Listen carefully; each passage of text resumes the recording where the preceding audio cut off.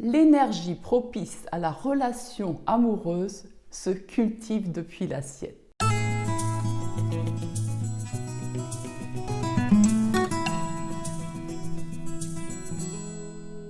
Quel est le lien entre la relation et l'alimentation? Un être humain est constitué de matière, c'est son corps physique, mais aussi d'une dynamique qui l'anime. Celle-ci est déterminée par la chimie de notre corps. On insiste beaucoup sur la physique ou matière à travers des notions de quantité, de nutriments, de vitamines et aussi de composition des aliments. On classifie les aliments, il faut tel pourcentage de lipides, de protéines, de glucides par exemple. On va même jusqu'à les convertir en calories pour pondérer l'assiette idéale. Pourtant, chacun d'entre nous est particulier quant à l'assimilation d'une nourriture identique. Philippe Bobola, physicien, biologiste, anthropologue et psychanalyste, insiste sur le fait que la vie ne réside pas dans les molécules et les atomes, mais dans les interactions, c'est-à-dire les échanges que ces éléments établissent entre eux. Cette approche quantique est valable pour la cuisine, bien entendu. Et ce que je vous propose maintenant, c'est de l'appliquer à la relation amoureuse. Imaginez que vous vous trouviez nez à nez avec la personne de vos rêves. Est-ce suffisant pour enclencher la relation? Elle peut vous ignorer. Les mots qui vous viennent alors peuvent creuser un fossé entre vous de façon irréversible. L'un de vous peut dégager une odeur incommodante pour l'autre. Autant dire que la rencontre ne suffit pas. Encore faut-il créer les conditions nécessaires à la relation. Et c'est en cela que manger a une incidence sur la relation. La nourriture est avant tout une relation à soi. Dans notre corps, nos cellules sont bien plus qu'un noyau qu'il faut alimenter de matière. Le noyau ne représente que 0,01%, tandis que 99,99% de la cellule est composée d'énergie dans laquelle circule l'information. C'est Bruce Lipton, le biologiste américain, qui a découvert le premier la fonction informationnelle de la cellule. L'information qui accompagne notre repas est plus impactante que ce que nous vivons dans notre corps à travers l'alimentation. Un exemple pour illustrer cette notion. Une personne ignorant que le sucre est une drogue boit un cola. On retrouve 10% des toxines de la boisson dans ses urines. Une personne, en connaissant les effets néfastes du sucre, boit le même cola, on retrouve 80% des toxines dans ses urines. L'information qu'elle donne à son corps en buvant la boisson a une incidence notoire sur sa digestion. Quel rapport avec la rencontre amoureuse? Nos cellules baignent dans des liquides qui peuvent être plus ou moins clairs. Je rappelle que 70% de notre corps se compose d'eau. C'est à travers ces liquides que circule l'information. Si on prend la métaphore de l'espace, les cellules seraient les planètes et les liquides, l'atmosphère dans laquelle elles évoluent. En cas de passage de météorites, l'information entre les planètes est perturbée. Dans notre corps, les résidus de notre alimentation que notre organisme ne parvient pas à digérer composent les météorites. Ils s'interposent entre les cellules jusqu'à en perturber la synchronisation. Ils créent en fait du larsen dans la communication et faute de bien communiquer, certaines disparaissent, d'autres enclenchent une prolifération autonome qui perturbe le fonctionnement de notre organisme.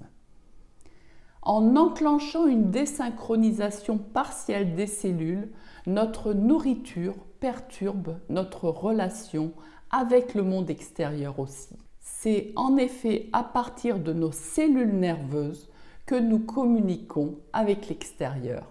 Pour illustrer ce qui se passe alors, on pourrait prendre l'image du brouillard. Partant de brouillard, on n'aperçoit que le pare-choc de la voiture devant. Les différentes directions qui se présentent à nous sont cachées par le brouillard. Dès que le soleil se lève, on découvre les routes transversales qui permettent d'atteindre notre destination en sortant des grands axes. Quand le brouillard est levé, on peut appréhender les autres véhicules de manière plus globale. On perçoit leur vitesse et la direction qu'elles empruntent, ce qui nous permet d'interagir avec eux de manière plus sécuritaire et plus harmonieuse qu'avec une vision limitée au pare-choc. Alors comment manger pour éclaircir nos liquides internes? Plusieurs choses. Manger ce que la nature a prévu pour notre espèce. C'est la nourriture physiologique. J'ai développé cette notion dans une vidéo intitulée « En route vers la cuisine énergie ». Développer la conscience de la relation qui nous lie à la nature à travers les aliments. Nous y reviendrons. En quoi cela favorise la rencontre amoureuse, me direz-vous? On est alors plus attentif à ce qui se passe en nous, donc à ce que nous recherchons chez un partenaire. Si on se cantonne à des critères physiques, la relation amoureuse peut être très pauvre. Si on est conscient de nos propres besoins, on affirme nos critères de choix. En apprenant à mieux se connaître, on développe une vue d'ensemble de notre environnement. Cela facilite l'entrée en relation avec nos congénères. On est moins timide et encore moins maladroit que lorsqu'on reste à une vision auto-centrée. Alors, par où commencer? Premièrement, boire suffisamment d'eau. Je parle d'eau. Pas de tisane, de thé, de café, de soupe, de l'eau seule, froide ou chaude, comme vous voulez, mais plusieurs fois par jour, y compris en dehors des repas. Cela éclaircit les liquides du corps. Deuxièmement, manger des fruits. Nous sommes des frugivores. En ajouter 1 ou 2 par jour à notre menu actuel et augmenter la dose progressivement jusqu'à introduire des repas complets de fruits dans nos menus, par exemple avec le petit déjeuner ou le goûter. On peut manger les fruits sous la forme de jus, sans ajout de sucre ni d'eau bien sûr, mais aussi les fruits, c'est des fruits à sec, c'est les fruits à coque. Cela permet de composer des gâteaux savoureux comme le gâteau à la framboise ou le gâteau chocolat coco. Nous ajoutons régulièrement des recettes sur cette chaîne YouTube pour vous permettre de varier les plaisirs. L'avantage de manger des fruits, c'est qu'ils favorisent le nettoyage interne en relevant notre niveau d'énergie. Je vous invite à visionner des vidéos sur la cuisine énergie pour comprendre davantage comment notre corps interagit avec les aliments. Bien sûr, le calme, la convivialité, le respect de ses goûts sont les clés de la transformation intérieure. Générer plus de paix et se faire plaisir est essentiel. Le fait de se préparer à manger est une manière de s'accorder du temps et donc de prendre soin de soi. Et pour la relation amoureuse, un partenaire qui cuisine est toujours apprécié. Ce que je peux témoigner, c'est que les personnes qui modifient leur alimentation déclenchent des synchronicités dans leur vie, que ce soit lors d'une reconversion professionnelle ou encore à travers la relation qu'elles entretiennent avec leur entourage, elles observent des améliorations concrètes dans leur existence. Alors bien sûr, chacun de nous a des points de résistance différents liés à notre histoire. C'est pour cela que l'approche culinaire est importante car elle favorise l'ouverture au changement.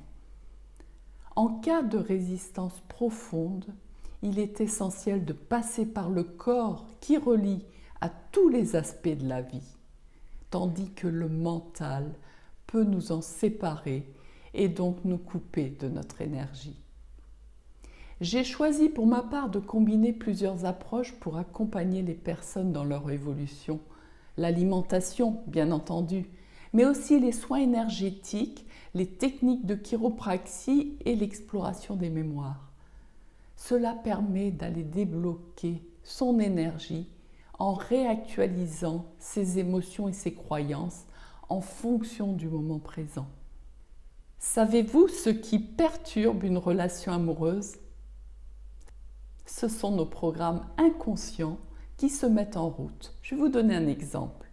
Il fait beau, vous êtes à la mer avec l'être aimé et tout à coup, vous vous sentez triste. Vous n'êtes plus connecté au moment présent parce qu'une croyance, un interdit se met en route à votre insu pour vous dire « le bonheur ne peut pas durer ». Alors, vous faites en sorte de mettre fin à cette harmonie présente pour que cette croyance se vérifie dans la réalité. Vous voyez, il ne suffit pas de rencontrer la personne de vos rêves. Actualiser son inconscient est nécessaire pour entretenir une relation épanouissante. Pour cela, je vous livre une approche énergétique que vous pouvez pratiquer seul dès aujourd'hui. Inscrivez sur une feuille ce que vous souhaitez amoureusement. Prenez soin d'identifier vos besoins plus que les aspects physiques et matériels concernant la personne. Je prends un exemple. Vous sortez d'une relation violente avec un partenaire qui boit, qui se drogue ou qui vous harcèle. Évitez de préciser « je cherche de rencontrer un partenaire qui ne boive pas, qui ne se drogue pas ou qui ne me harcèle pas ». Écrivez plutôt « j'aimerais rencontrer un partenaire équilibré et respectueux ».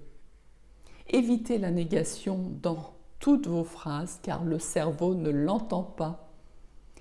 Écrivez ce que vous visez et non pas ce que vous ne voulez plus.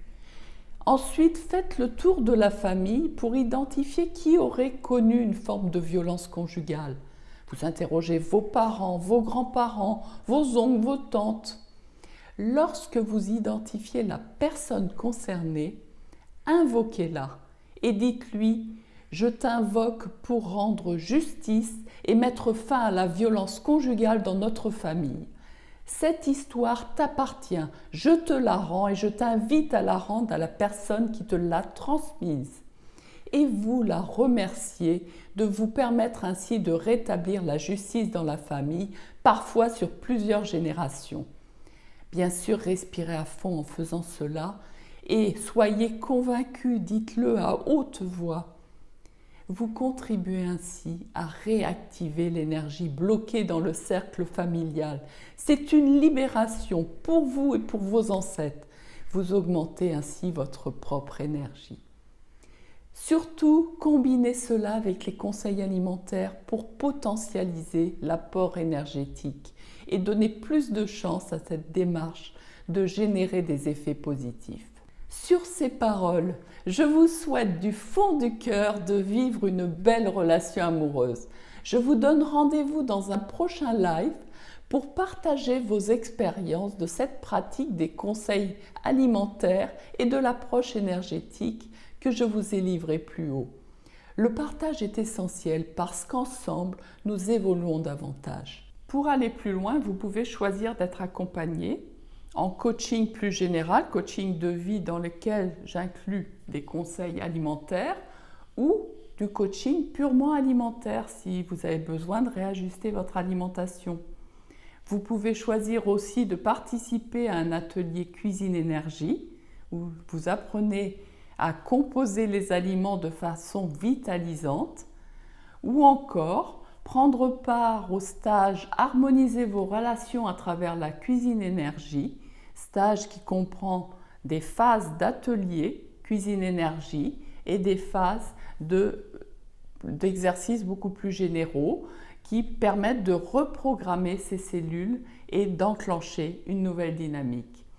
Pour commencer seul, vous avez la possibilité d'acquérir notre jeu de cartes vers la transition et ainsi cheminer avec un exercice chaque jour. Pour en savoir plus, abonnez-vous à cette chaîne YouTube. Vous recevrez une notification pour nos prochaines vidéos. Likez et partagez.